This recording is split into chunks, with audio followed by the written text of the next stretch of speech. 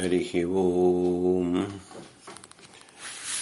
ಆಪಾದಮೌಳಿಪರ್ಯಂತಂ ಗುರುಣಾಂ ಆಕೃತಿಂ ಸ್ಮರೇತ್ ತೇನ ವಿಘ್ನಾಃ ಪ್ರಣಶ್ಯಂತಿ ಸಿದ್ಧಂತಿ ಚ ಮನೋರಥಾಃ. ಶ್ರೀಗುರುಭ್ಯೋ ನಮಃ. ಪರಮಗುರುಭ್ಯೋ ನಮಃ. ಶ್ರೀಮದಾನಂದತೀರ್ಥ ಭಗವತ್ಪಾದಾಚಾರ್ಯ ಗುರುಭ್ಯೋ ನಮಃ. ಮನ್ಮನೋಭೀಷ್ಟವರದಂ ಸರ್ವಾಭೀಷ್ಟಫಲಪ್ರದಂ ಪುರಂದರ ಗುರುಂ ವಂದೇ ದಾಸಶ್ರೇಷ್ಠಂ ದಯಾನಿಧಿಂ. ವಿದ್ಯಾವಿನಯಸಂಪನ್ನಾನ್ ಶಾಂತಾದಿಗುಣಬ್ರಹ್ಮಿತಾನ್ ಸಶಾಸ್ತ್ರಪ್ರವಚನಾಸಕ್ತಾನ್ ಯಲಮೇಲಾರ್ಯನ್ ಗುರೂನ್ ಭಜೆ. ಪೃಥ್ವೀಮಂಡಲಮಧ್ಯಸ್ಥ್ಯಾಃ ಪೂರ್ಣಬೋಧಮತಾನಗಾಃ ವೈಷ್ಣವಾಃ ವಿಷ್ಣುಹೃದಯಾಃ ತಾನ್ ನಮಸ್ತೆ ಗುರುನ್ ಮಮ. ಹರಿಃ ಓಂ. ಶ್ರೀಶಾ ಪಾಹಿ. ಅನಂತಕೋಟಿ ಬ್ರಹ್ಮಾಂಡ ನಾಯಕ ರಮಾ ಬ್ರಹ್ಮ ರುದ್ರ ಇಂದ್ರಾದಿವಂದ್ಯ ಭಕ್ತವತ್ಸಲ ಭವರೋಗವೈದ್ಯ ಶರಣಾಗತ ವಜ್ರಪಂಜರ ಆಪದ್ಬಾಂಧವ ಅನಾಥ ಬಂಧೋ ಅನಿಮಿತ್ತ ಬಂಧೋ ಪತಿತ ಪಾವನ ಮಹಾರೋಗ ನಿವಾರಣ ಮಹಾದುರಿತ ನಿವಾರಣ ಮಹಾಭಯ ನಿವಾರಣ ಮಹಾಬಂಧ ವಿಮೋಚನ ಭಯಕೃತ್ ಭಯ ವಿನಾಶನ ಕೃಪಾವಾರಿಧಿ ದೇವದೇವೋತ್ತಮ ದೇವಶಿಖಾಮಣಿ ಕಪಟನಾಟಕ ಸೂತ್ರಧಾರ ನಿಚ್ಚರಳು ನಿತ್ಯ ಸತ್ಯ ಸಂಕಲ್ಪ ಮುಕ್ತಾಮುಕ್ತ ನಿಯಾಮಕ ಮೋಕ್ಷಧರ ಸುವೈಕುಂಠಪತಿ ವೈಕುಂಠ ವಿಹಾರಿ ತ್ರಿಧಾಮ ತ್ರಿಗಣವರ್ಜಿತ ಜಗಜ್ಜನ್ಮಾದಿ ಕಾರಣ ಜಗಜ್ಜನ್ಮಾದಿ ಕಾರಣ ಜಗಜ್ಜನ್ಮಾದಿ ಕಾರಣ. ಶ್ರೀ ಪುರಂದರದಾಸರು ತಮ್ಮ 27ನೇ ಗದ್ಯದಲ್ಲಿ ಜಗಜ್ಜನ್ಮಾದಿ ಕಾರಣ ಎಂಬುದಾಗಿ ತಿಳಿಸ್ತಾ ಇದ್ದಾರೆ. 26ರ ತನಕ ಅಥಾಥೋ ಬ್ರಹ್ಮಜಿಜ್ಞಾಸ ಎಂಬ ಬ್ರಹ್ಮಸೂತ್ರದ ಅರ್ಥದಲ್ಲಿ ಬ್ರಹ್ಮನ ಲಕ್ಷಣ ಮತ್ತು ಬ್ರಹ್ಮನ ನಾಮಧೇಯಗಳನ್ನೇ ಹೇಳಿಕೊಂಡು ಬಂದಿದ್ದಾರೆ. ಈಗ ಬ್ರಹ್ಮಸೂತ್ರದ ದ್ವಿತೀಯ ಸೂತ್ರ ಜನ್ಮಾದ್ಯಸ್ಯತಃ ಓಂ ಎಂಬತಕ್ಕಂಥದ್ದು ವೇದವ್ಯಾಸರು ರಚಿಸಿ ಕೊಟ್ಟಿರತಕ್ಕಂಥ ಸೂತ್ರ ಬ್ರಹ್ಮಸೂತ್ರ. ನೋಡಿ, ನಮ್ಮ ಪುರಂದರದಾಸರು ವೇದವ್ಯಾಸರು ಮಹಾಭಾರತದಲ್ಲಿ ರಚಿಸಿದ ಸಹಸ್ರನಾಮವೂ ಒಂದು ಕಡೆ, ಇನ್ನೊಂದು ಕಡೆ ಬ್ರಹ್ಮಸೂತ್ರವೂ ಇನ್ನೊಂದು ಕಡೆ. ಸಕಲ ಶಾಸ್ತ್ರದ ಸಾರವನ್ನೇ ದಾಸರು ಅನಂತ ಕೋಟಿ ಬ್ರಹ್ಮಾಂಡ ನಾಯಕ ಅಂತ ಹೇಳಿ ಹೆಸರಿಸಿ ನಮಗೆ ಪರಿಚಯ ಮಾಡ್ತಾ ಇದ್ದಾರೆ ಮಹಾನುಭಾವರು. ಬ್ರಹ್ಮಸೂತ್ರ ದ್ವಿತೀಯ ಸೂತ್ರದಲ್ಲಿ ಏನಂತಿದೆ ನೋಡಿ. ಓಂ ಓಂ ಜನ್ಮಾದ್ಯಸ್ಯತಃ ಓಂ ಅಂತಿದೆ.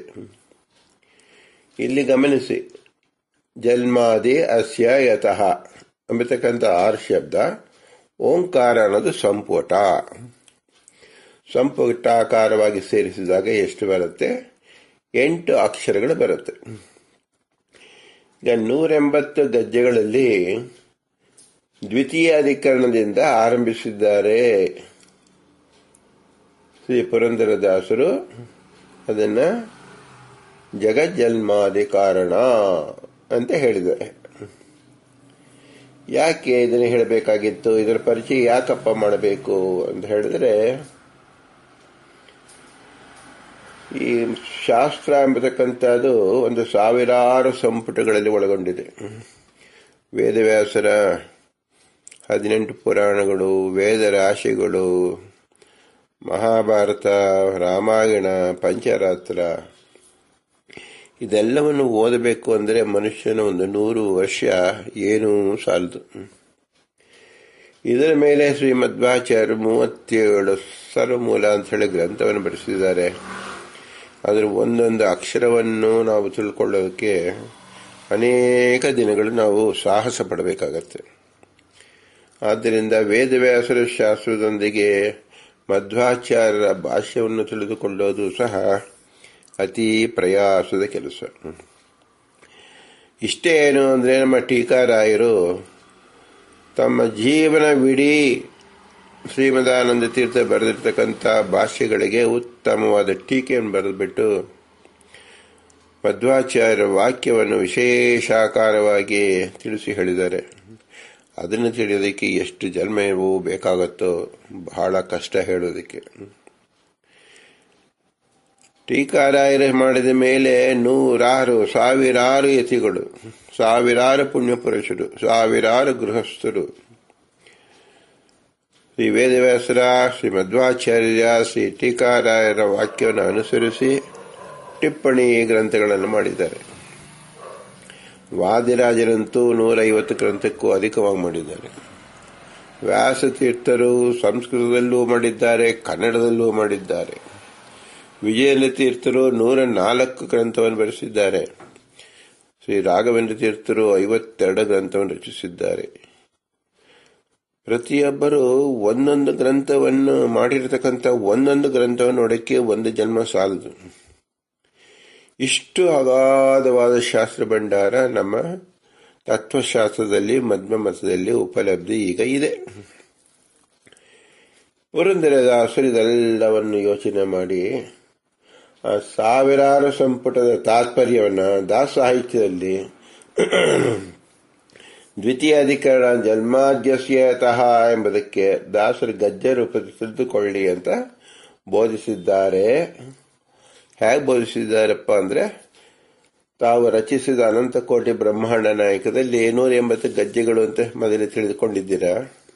ಅದರಲ್ಲಿ 27ನೇ ಗದ್ಯದಿಂದ 34ನೇ ಗದ್ಯ, ಒಟ್ಟು 8 ಗದ್ಯಗಳು ಬರುತ್ತೆ.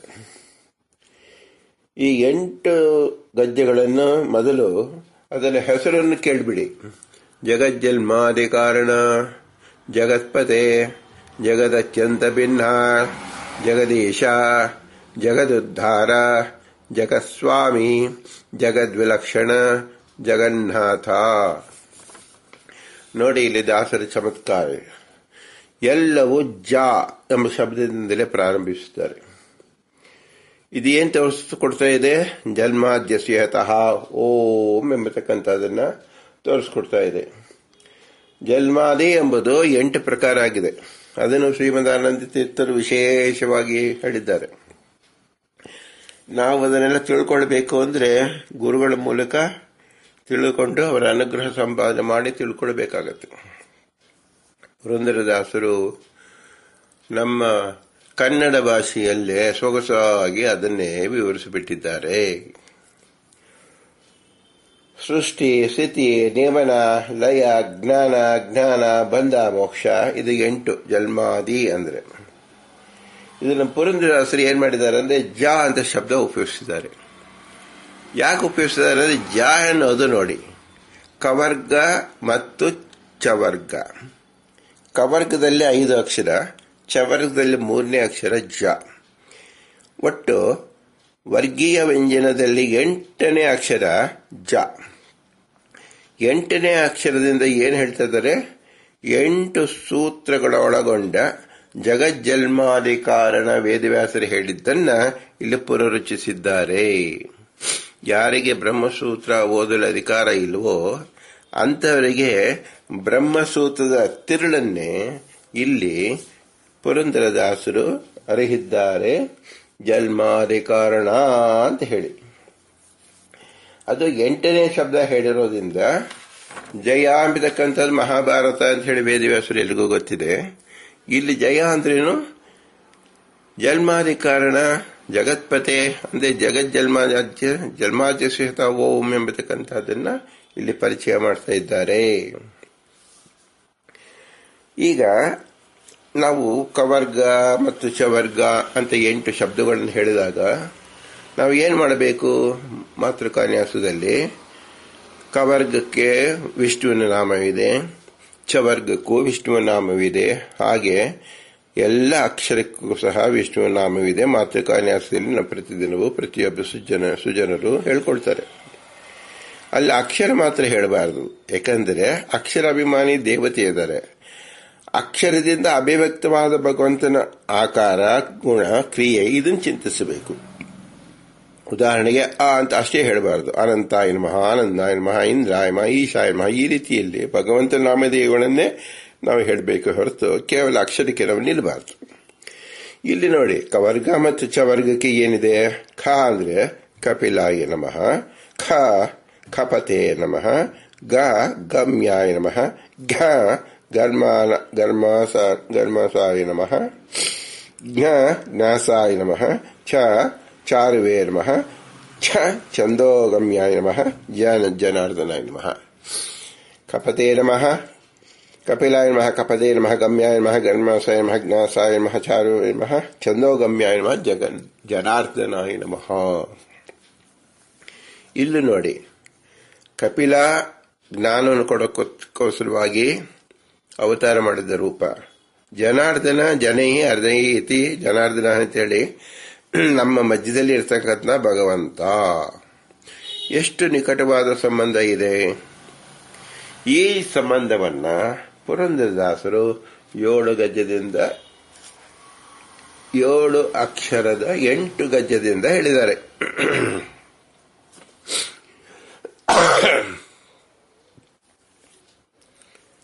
ಯಾಕೆ ಹೇಳಬೇಕಾಗಿತ್ತು?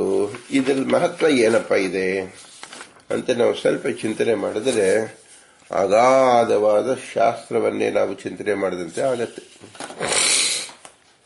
ಇದನ್ನ ಬ್ರಹ್ಮಸೂತ್ರದ ಭಾಷ್ಯದ ತಾತ್ಪರ್ಯವೂ ಆಯಿತು, ಕಾಟಕ ಉಪನಿಷತ್ ಭಾಷ್ಯದ ತಾತ್ಪರ್ಯವೂ ಆಯಿತು. 2 ಸಮ್ಮೇಳನಗೊಂಡು ಈ ಜನ್ಮಾದಿ ಕಾರಣ ಎಂಬತಕ್ಕಂಥದ್ದು ಗದ್ಯ ಹೊರಟಿದೆ. ಇದು ಕೇವಲ ಪೀಠಿಕಾ ಭಾಗ ಇವತ್ತು ನಾವು ಹೇಳ್ತಾ ಇರೋದು.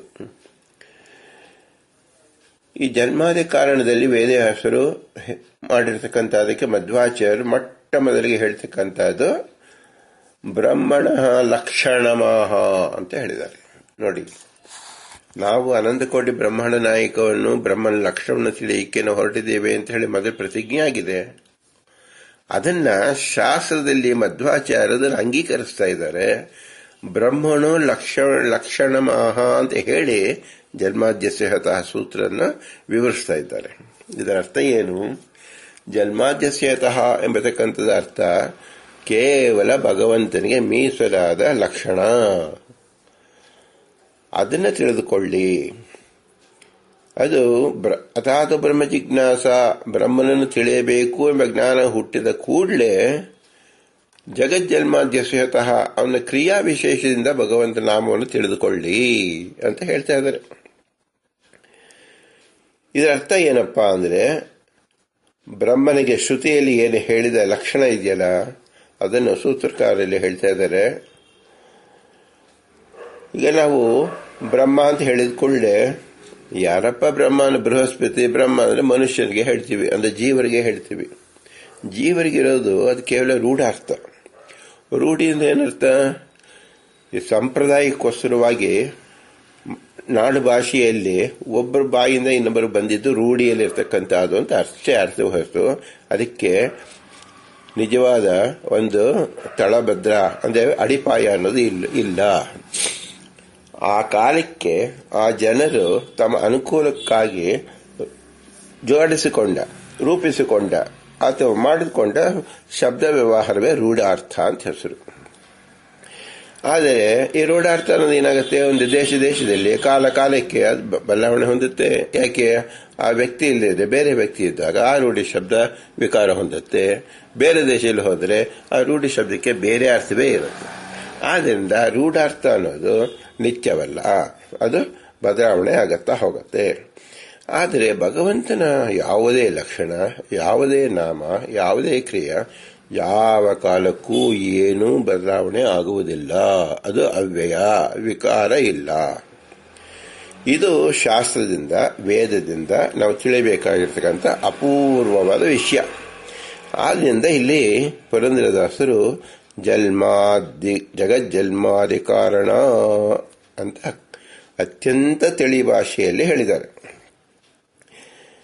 ಓಂ ಜನ್ಮಾದ್ಯಸ್ಯತಃ ಓಂ ಎಂಬತಕ್ಕಂತಹ ಸೂತ್ರವನ್ನ ಅಸ್ಯ ಅದೇನು ಪ್ರಮಾಣ ಸಿದ್ಧವಾದ ಈಗ ಚೇತನ ಚೇತನಾತ್ಮ ಜಗತ್ತು ನಾವು ಹಿಂದಿನ ನಾವು ನೋಡ್ಕೊಂಡಿದ್ದೀವಿ. ಜಗತ್ತು ಅಂದ್ರೆ ಏನು? ಇಡೀ ಜಗತ್ತು ನಾವು ನೋಡ್ತಾ ಇರೋದೇನು?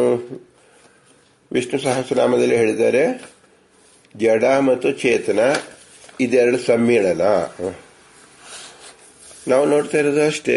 ಕೆಲವು ಜೀವರು, ಕೆಲವು ಜಡ, ಇದರ ಗುಂಪೆ ನಾವು ಜಗತ್ತು ಅಂತ ನಾವು ನಮಗೆ ಕಾಣಿಸ್ತಾ ಇರೋದು. ಇಲ್ಲಿ ಪುರಂದರದಾಸರು ಜಗತ್ ಅಂತ ಹೇಳಿದ್ರಿಂದ ಅದು ಒಂದು ಛಂದಸ್ಸಿನ ಒಂದು ಹೆಸರು. ಆ ಛಂದಸ್ಸಿನಲ್ಲೇ 48 ಅಕ್ಷರದಿಂದ ಕೂಡಿರಬೇಕು ಅಂದ್ರೆ ಮಾತ್ರೆಗಳು. ಆ ಜಗತ್ತಂತ ಏನಪ್ಪ ಅರ್ಥ ಅಂದ್ರೆ ಅತಿ ಬೃಹತ್ತಾದದ್ದು ಅಂತ. ಅದಕ್ಕೆ ಬ್ರಹ್ಮ ಅಂತ ಹೆಸರು. ಬೃಹತ್ ಅನ್ನೋದಕ್ಕೆ ಬ್ರಹ್ಮ ಅಂತ ಶಾಸ್ತ್ರದಲ್ಲಿ ಹೇಳಲ್ಪಟ್ಟಿದೆ. ಎಲ್ಲ ಕಡೆಗೂ ಅದೇ ಅರ್ಥ, ಬೃಹತ್ತತ್ವಾತ್ ಬ್ರಹ್ಮ ಅಂತ ಅರ್ಥ. ಆದ್ರೆ ಜಗತ್ ಅನ್ನೋದು ಏನು? ಬ್ರಹ್ಮ ಅಂತ ಆಯ್ತು. ಹೀಗೆ ಹೇಳಿದಾಗ ಒಂದು ಸಂದಿಗ್ಧತೆ ಬರುತ್ತೆ. ಏನು? ಬ್ರಹ್ಮನೇ ಜಗತ್ತ, ಜಗತ್ತೇ ಬ್ರಹ್ಮನ. ಹಾಗಾದ್ರೆ ಏನು ಸಂಬಂಧ ಇದೆ? ವಾಸ್ತವವಾಗಿ ಹಿಂದೆ ನಿತ್ಯ ಅಂತ ಹೇಳುವಾಗ ಪುರಂದರದಾಸರು 26 ಗದ್ಯಗಳಲ್ಲಿ ಎಲ್ಲ ವಿಶೇಷಾಕಾರವನ್ನು ತಿಳಿಸಿಕೊಟ್ಬಿಟ್ಟಿದ್ದಾರೆ. ಜಡಕ್ಕೂ ಚೇತನಕ್ಕೂ ಅತ್ಯಂತ ಭೇದವೇ ಯಾವಾಗಲೂ ಇರುತ್ತೆ, ಭಿನ್ನ ಅನ್ನೋದು ಯಾವ ಕಾಲಕ್ಕೂ ಇರುವುದಿಲ್ಲ ಅನ್ನೋದು. ನಾವು ಜಡವನ್ನು ನೋಡ್ತಾ ಇದ್ದೇವೆ, ಕಲ್ಲು ಮಣ್ಣು ಇದರಿಂದ ಆಗಿರ್ತದೆ ಜಗತ್ತು. ಇದು ಎಂದಿಗೂ ಚೇತನ ಆಗೋದಿಲ್ಲ. ಹಾಗಾದ್ರೆ ಶಬ್ದ ಹೇಳಿದ್ವಲ್ಲ ಬ್ರಹ್ಮ ಮತ್ತು ಜಗತ್ತು ಅಂತ ವ್ಯವಹಾರ ಇದೆಯಲ್ಲ, ಇದರ ಅರ್ಥ ಏನು ಅಂದ್ರೆ ನಿಯಾಮಕ ಅಂತ ಅಷ್ಟೇ ಅರ್ಥ.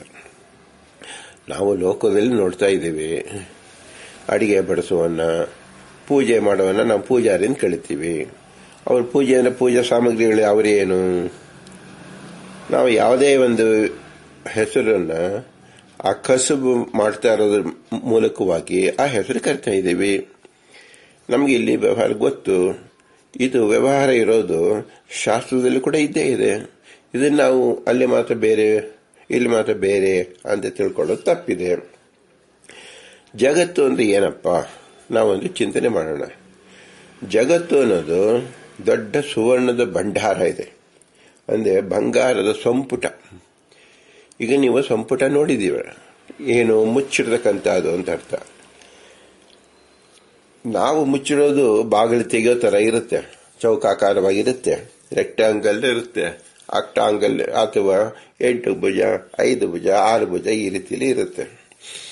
ಇಡೀ ವಿಶ್ವವೇ ನೀವು ಚಿಂತನೆ ಮಾಡಿ, ಇದು ದುಂಡಾಕಾರವಾಗಿರ್ತಕ್ಕಂಥ ಸಂಪುಟ. ಸಂಪುಟ ಅಂದ್ರೆ ಏನಿರಬೇಕು? ಆವರಣ ಇರಬೇಕು. ಈ ಆವರಣ ಯಾವುದು? ಬಂಗಾರಗಳೇ, ಸುವರ್ಣ, ಸುವರ್ಣದ ಸಂಪುಟ. ಇದಕ್ಕೇನಂತ ಹೆಸರು? ಕರ್ಪ ಅಂತ ಹೆಸರು. ನಾವು ಸರ್ಕಂಫರೆನ್ಸನ್ಸ್ ಅಂತ ಹೇಳ್ತೀವಿ. ಒಂದು ಬಾಲ್ ತಗೊಂಡಾಗ ಹೊರಗಡೆ ಏನ್ ನೋಡ್ತೀವಲ್ಲ ಅದು ಕವಚ. ಆ ಕವಚ ಈ ಜಗತ್ತಿಗೆ ಯಾವುದರಿಂದ ಆಗಿದೆ? ಸುವರ್ಣದಿಂದ ಆಗಿದೆ. ಆದ್ರಿಂದ ಇದನ್ನೇನು ಕರಿಬೇಕು? ಸುವರ್ಣ ಸಂಪುಟ. ಇಡೀ ವಿಶ್ವ ಅನ್ನೋದು ಸುವರ್ಣ ಸಂಪುಟ. ಅಂದ್ರೆ ಜಗತ್ತಂದ್ರೆ ಏನು? ವಿಶ್ವ. ವಿಶ್ವ ಅಂದ್ರೆ ಏನು? ಸುವರ್ಣದ ಸಂಪುಟ. ಈಗ ಸಂಪುಟದಲ್ಲಿ ನಾವು ಏನಿಡ್ತೀವಿ? ಸಾಧಾರಣವಾಗಿ ಭಗವಂತನನ್ನ ಇಡಿಸ್ತೀವಿ. ಸಂಪುಟ ಅಂತ ಶಬ್ದ ಇರೋದನ್ನೇ ಸಾಲಿಗ್ರಾಮ ನೋಡೋದಕ್ಕೆ, ಭಗವಂತನ ಶಿಲೆ ವಿಗ್ರಹಗಳನ್ನು ನಾವು ಇಡೋದಕ್ಕೋಸ್ಕರವಾಗಿ. ಇನ್ನು ಉತ್ತಮವಾದ ಅತಿ ಪರಿಶುದ್ಧವಾದ ದೇವರಿಗೆ ನಿವೇದನೆ ಮಾಡತಕ್ಕಂಥದನ್ನ, ಗ್ರಂಥಗಳನ್ನು ಇಂಥದನ್ನ ಇಡೋದಕ್ಕೆ ನಾವು ಸಂಪುಟ ಅಂತ ಹೆಸರು ಹೇಳ್ತೀವಿ. ಇದು ಪ್ರತಿಯೊಬ್ಬರ ಮನೆಯಲ್ಲೂ ತಿಳಿದಿರ್ತೀರ. ಆದ್ರಿಂದ ಯಾವುದೇ ದೇವಸ್ಥಾನ ನೀವು ನೋಡಿ, ಅಲ್ಲಿ ಅತಿ ಮುಖ್ಯವಾದದ್ದು ಯಾವುದು? ಗರ್ಭಗುಡಿ. ಯಾಕೆ?